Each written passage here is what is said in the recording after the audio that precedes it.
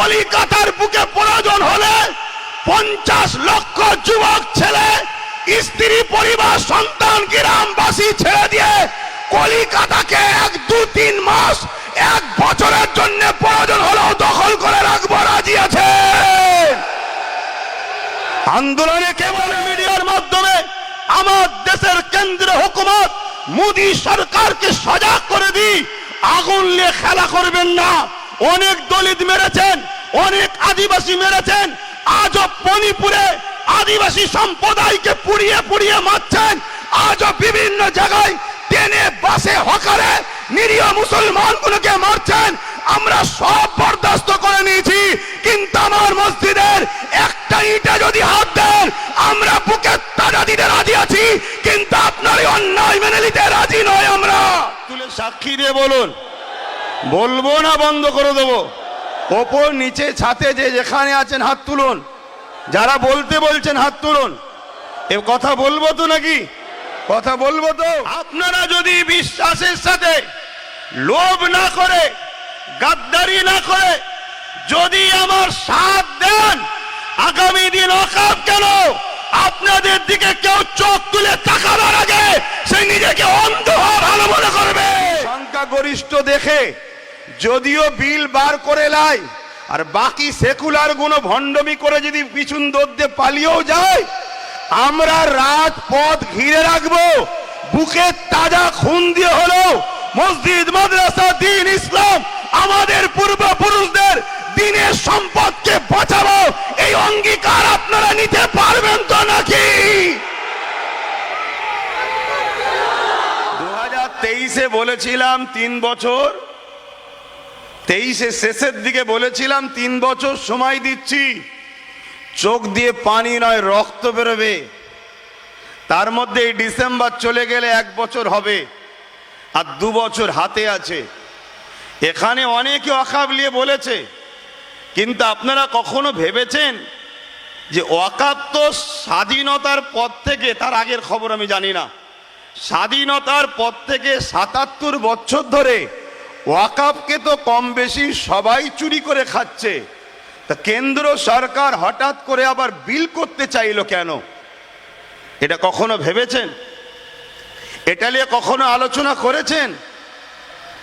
তো ভাই আমার, তারপরেও বাইজিৎ ভাই বলার পরে আমিও ভাবলাম 2-4 জন ভুল করার জন্য, একটা মানুষের ভুলের জন্য, আমাদের নিউ জেনারেশনের জন্য কমসে কম আমাকে কথা বলা দরকার। তাই নতুন করে আমি নেমেছি কথা বলতে। আমি বলবো না বন্ধ করে দেবো, এটা আগে জানতে চাই। হাত তুলে সাক্ষী দিয়ে বলুন, বলবো না বন্ধ করে দেবো? ওপর নিচে ছাতে যে যেখানে আছেন হাত তুলুন, যারা বলতে বলছেন হাত তুলুন। এ কথা বলবো তো নাকি? কথা বলবো তো? কিন্তু কথা বললে শুধু শুনবেন না বিশ্বাসের সাথে সাথ দেবেন? আমার দেশের একজন মহানায়ক ছিলেন নেতাজি সুভাষচন্দ্র বসু। তিনি বলেছিলেন, তোমরা আমাকে রক্ত দাও, আমি তোমাদের স্বাধীনতা দেব। বলেছিলেন না? এই দেশের অনেকেই রক্ত দিয়েছে, তবে গর্বের সাথে বলছি, ইসলামের অনুসারীরা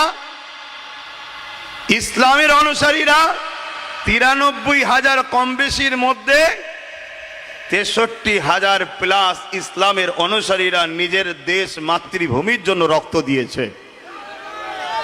তো সেই জায়গাতে নেতাজির কথাকে সামনে রেখে আমিও আজকে সেই ভারতের নাগরিক হিসাবে যদি বিশ্বাস রাখতে পারেন, আমি আপনাদের কাছে কথা দিয়ে যাচ্ছি, আমার মুজাদ্দেদ জামানের রুহানি বাচ্চা ফকির সাহেব হুজুর নামে যিনি খ্যাত, সেই দরবার থেকে বলে যাচ্ছি, আপনারা যদি বিশ্বাসের সাথে, লোভ না করে, গাদ্দারি না করে যদি আমার সাথ দেন, আগামী দিন ওয়াকফ কেন আপনাদের দিকে কেউ চোখ তুলে তাকাবার আগে সে নিজেকে অন্ধ ভালো মনে করবে।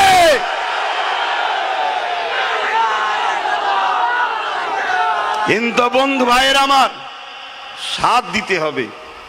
500 টাকায় যদি বিক্রি হয়, ওয়াকাফ তো যাবে বাপ। 2 কেজি তেল, 1 কেজি চাল, আলু পেঁয়াজই যদি বিক্রি হয়ে যায় তাহলে ওয়াকাফ তো যাবে। এখন তো ওয়াকাফ যাচ্ছে, একটু অপেক্ষা করুন না, ওয়াকাফটা গেলে কি ভয়ানক পরিস্থিতি হবে সেটা শুনুন।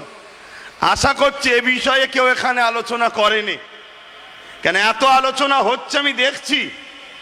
এই আলোচনা কোনো এক জায়গায় যেন কারো বিরুদ্ধে কারো পক্ষে হচ্ছে, কিন্তু আজকের আলোচনা অবশ্যই জালিমের বিরুদ্ধে, আল্লাহ রসুলের পক্ষে আমরা আলোচনা করতে এসেছি, এখানে কোনো সন্দেহ নাই। তাই মনে রাখবেন, সাথ দেবেন তো নাকি? কথা বলুন, সাথ দেবেন তো? এ হাত সত্য তো? কিন্তু এ লড়াইটা তো অনেক বড়, এ লড়াই তো ছোট নয়। আমি তো, আমার আগে ভাই বলল, নিজের মুখে নিজের কি নাম করি বলেন না, নওজুবিল্লাহ, বুঝাতে চাইছে যে বিশ্বাসটা হয়। কেন আমরা 2-5টা মুখ আর আমার বিরুদ্ধে 2-5 লাখ মুখ। আমি আজ বুঝিয়ে যাব, কালকে 2-5 লক্ষ মুখ চারিদিকে কানে গুজুর গুজুর গুজুর গুজুর করবে। কারো গালে যদি বিষ ঢেলে দাও তবুও তার বাঁচার চান্স আছে, কিন্তু কারো কানে যদি বিষ ঢেলে দাও পুরো জাতিকে মেরে ফেলবে। তা গোপনে তো বীজ ঢালা হবে। তাই আমি কয়েকটা কথা প্রথমে বলছি, এ লড়াই অনেক দূর, এ লড়াই আজকেই শেষ নয়। আর আমি যেটা ধরি ইনশাল্লাহ তার শেষ দেখা পর্যন্ত কিন্তু মাঠ ছাড়ি না। আপনারা বলুন, শেষ পর্যন্ত যতক্ষণ না কেন্দ্র সরকার তার অন্যায়কে বুঝে এই বিলকে প্রত্যাখ্যান না করবে, এ লড়াই আমাদের জারি থাকবে না থাকবে না? জোরে বলুন, থাকবে না থাকবে না? যদি সংখ্যাগরিষ্ঠ দেখে যদিও বিল বার করে লাই, আর বাকি সেকুলার গুলো ভণ্ডমি করে যদি পিছন দৌড়ে পালিয়েও যায়, আমরা রাজপথ ঘিরে রাখবো। বুকে তাজা খুন দিয়ে হলেও মসজিদ, মাদ্রাসা, দ্বীন ইসলাম, আমাদের পূর্বপুরুষদের দিনের সম্পদকে বাঁচাবো, এই অঙ্গীকার আপনারা নিতে পারবেন তো নাকি? এই লড়াই আজকে শেষ নয়। আপনাকে প্রয়োজন হলে সব ত্যাগ করতে হবে। 1 মাস হোক, 2 মাস হোক, 4 মাস হোক, 5 মাস হোক, 1 বছর হোক, পশ্চিম বাংলার নাগরিক আমরা। পশ্চিম বাংলার রাজধানী কলিকাতার বুকে প্রয়োজন হলে 50 লক্ষ যুবক ছেলে, স্ত্রী, পরিবার, সন্তান, গ্রামবাসী ছেড়ে দিয়ে কলিকাতাকে 1-2-3 মাস, 1 বছরের জন্য প্রয়োজন হলেও দখল করে রাখবো, রাজি আছে? আন্দোলনে কে বলে? আন্দোলনে কে বলে? লোক জড়ো করে ফটো তুলিয়ে নেতাকে বলবো না এত আমার দিকে আছে, 2-10 কোটি দাও, তোমার গুণটা গেয়ে দেবো। ও ছেলে আব্বাস সিদ্দিকী নয়। আমি পরের গুণ গাইতে যাবো, কারণ আমার ঘরেই তো আল্লাহ করে নেতা পাঠিয়েছে। এই জানেন না নওশাদ সিদ্দিকীকে? ও তো আমার ঘরের। কথা বুঝছেন না, বোঝেন না? তো এই জন্যে বলি, এটা আমার ধর্মীয় পাঠ। রাজনীতি যারা করছে করেন, রাষ্ট্র সেবা, রাষ্ট্রবাসীর সেবা করতে নেমেছেন করুন, কিন্তু পাওয়ারের জোরে যদি আপনি আমার ধর্মের উপরে আঘাত দিতে চান, কেন্দ্র সরকারের জন্য কয়েকটা ঘটনা সোশ্যাল মিডিয়ার মাধ্যমে বলি। মনে রাখবেন, মসজিদে আকসা, এই মসজিদে আকসাকে বারবার জালিমরা দখল করেছিল। মসজিদে আকসাকে একটা সময় সেলিবিয়া সম্প্রদায়রাও দখল করেছিল। আপনারাও শোনেন, এই যে মসজিদ দখলের ষড়যন্ত্র, মসজিদ নিয়ে যে নাটক চলছে, মসজিদ নিয়ে যে অপদস্থ অপমানিত চক্রান্ত চলছে, এটা আজকে নতুন নয়। এর আগে ফারুক আজমের সময় তো হয়েছিল। কিন্তু আমি একজন ঐতিহাসিক মহানায়কের ইতিহাস আপনাদের শোনাই এবং সোশ্যাল মিডিয়ার মাধ্যমে আমার দেশের কেন্দ্র হুকুমত মোদী সরকারকে সজাগ করে দিই, আগুন নিয়ে খেলা করবেন না। অনেক দলিত মেরেছেন, অনেক আদিবাসী মেরেছেন, আজও মণিপুরে আদিবাসী সম্প্রদায়কে পুড়িয়ে পুড়িয়ে মারছেন। আজও বিভিন্ন জায়গায় ট্রেনে, বাসে, হকারে নিরীহ মুসলমানগুলোকে মারছেন, আমরা সব বরদাস্ত করে নিয়েছি, কিন্তু আমার মসজিদের একটা ইটে যদি হাত দেন আমরা বুকে তাজা দিতে রাজি আছি, কিন্তু আপনার এই অন্যায় মেনে নিতে রাজি নয় আমরা।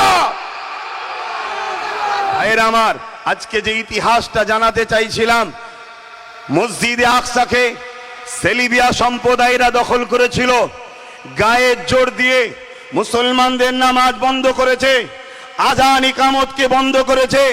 আজকে যেমন আমার ভারতবর্ষে আমি 2013-14-তে বলেছিলাম একটা দিন আসছে তোমাদের মসজিদে কেউ একজন মিথ্যা কেস করে দেবে, কোর্ট বলবে সমাধান না হওয়া পর্যন্ত নামাজ আজান বন্ধ থাকবে। বলেছিলাম না বলিনি? আজকে সেই দিন আমরা দেখতে পাচ্ছি। কি দেখছি? সাম্বাল মসজিদে তদন্তর নামে একদল ভিড়কে নিয়ে যে 4-4টে তাজা প্রাণকে খুন করা হলো, পুলিশের গুলিতে তাদের জীবন চলে গেছে, এটাই সমাজ মাধ্যমের মাধ্যম দিয়ে যাওয়া যাচ্ছে। আজকে সেই সাম্বাল মসজিদে তালা মারা হয়েছে, আজান বন্ধ আছে, নামাজ বন্ধ আছে। আজকে বলুন, ঠিক সেম ভাবে মসজিদে আকসাকে সেলিবিয়ারাও কিন্তু আজান নামাজ একামত বন্ধ করে দিয়েছিল। কিন্তু একটা 9 বছরের বাচ্চা, নাম তার সালাউদ্দিন আইবি, 9 বছর বয়সে বাজারে যখন গেল মসজিদের মেহরাব কিনতে, আমি আজ মোদি বাবুকে জানাচ্ছি সোশ্যাল মিডিয়ার মাধ্যমে, আপনি এ খেলা বন্ধ করুন, না হয় কিন্তু ভয়ানক পরিস্থিতি হবে, ভয়ানক পরিস্থিতি হবে। এই ইতিহাস শুনে রাখেন। আমার ঘরের 9 বছরের বাচ্চার ইমানের কথা শোনেন। হযরতে সালাউদ্দিন আইবি তখন 9 বছর বয়স ছিল, দোকানে গেছে মসজিদের মেহরাব কিনতে, একটা সুন্দর মেহরাব পছন্দ হয়েছে, ওই মেহরাবটাকে নিতে চাইলো। দোকানদার বলল, বাবু এটা বিক্রি নাই, এটা গিফটের জন্য। সালাউদ্দিন আইবি বললেন, এটা আমাকে গিফট করা হোক। কিন্তু সালাউদ্দিন আইবিকে দোকানদার তখন বললেন, এটা তাকে গিফট করা হবে যে মসজিদে আকসায় এটা লাগাতে পারবে। তখন মসজিদে আকসা সেলিবিয়াদের দখলে রয়েছে, সেলিবিয়াদের হাতে আছে। পৃথিবীর তৎকালীন সময় শক্তিশালী তারা, আজ যেমন রাশিয়া বলুন, আমেরিকা বলুন, চীন বলুন, এরা বলে আমরা দাদা, তখন সেলিবিয়ারা ছিল পৃথিবীর দাদা। হযরতে 9 বছরের সালাউদ্দিন আইবি বলেছিল, ইনশাআল্লাহ এটাকে যত্ন করে রাখেন, আমি সালাউদ্দিন এই মেহরাবকে নিয়ে গিয়ে আল্লাহর ঘর মসজিদে আকসাতে আমি লাগাবো। কথা বুঝে আসছে? আজ সেই ইমানি ধারালি আমিও বলে যাচ্ছি, আপনারা যদি আমার সাথ দেন, আপনারা যদি আমার সাথ দেন, দিবার মতো যদি দেন, ইনশাআল্লাহ সমস্ত কিছু আমরা ফিরে পাবো। যারা আপনাদের দিকে তাকাবে জুলুমের নজরে, অন্যায়ের নজরে, হিংসার নজরে, খতম করার নজরে, সংবিধানের দ্বারা তাদের ভাবতে বাধ্য করব যে আমার তাকানোটা ভুল হয়েছে, তার আগে অন্ধ হলে মনে হয় ভালো ছিল। তো ভাইয়ের আমার, সালাউদ্দিন আইবি হুজুর তিনি বড় হলেন, 12,000 সৈন্য, মন দিয়ে শুনবেন, 12,000 সৈন্য নিয়ে সালাউদ্দিন আইবি মসজিদ আকসাকে উদ্ধারের জন্য রওনা দিলেন। ওদিকে সেলিবিয়ারা 4 লক্ষ অস্ত্রধারী সৈন্য নিয়ে মসজিদ আকসাকে ঘিরে রেখেছে। কিন্তু 12,000 সৈন্য নিয়ে সালাউদ্দিন আইবি বক্তব্য শুরু করলো, এই আমার সৈন্যরা, শুনলাম 4 লক্ষ সেলিবিয়া সৈন্য রয়েছে, অস্ত্রধারী সৈন্য, তোমরা বলো এই লড়াইয়ে তোমরা যাবে না পিছিয়ে যাবে? 12,000 কোথায় 4 লাখ, 12,000 4 লাখ, 12,000। সালাউদ্দিন আইবি সৈন্য দাঁড়িয়ে গিয়ে বলল, আমাদের সিপাহসালার সালাউদ্দিন আইবি, আমরা পৃথিবীর অন্য কারো সৈন্য নয়, আমরা সালাউদ্দিন আইবি সৈন্য। যে সালাউদ্দিন তাহাজ্জুদ ছাড়া ঘুমাই না, যে সালাউদ্দিন দরুদ ছাড়া মুখের সব সময় দরুদের মুখে চলতে থাকে, আমরা সেই আলা সালাউদ্দিনের সইব। 4 লাখ কেন, 40 লক্ষ যদি থাকে, আমরা পিছিয়ে যাব না। এ সংগ্রাম আমাদের হবে, এ লড়াই আমাদের হবে। বন্ধু আমার শুনে রেখে দেন, ওই 12,000-এর মোকাবেলায় 4 লক্ষ শুধু হারেনে, জবানা জব্দ হয়ে গেছে।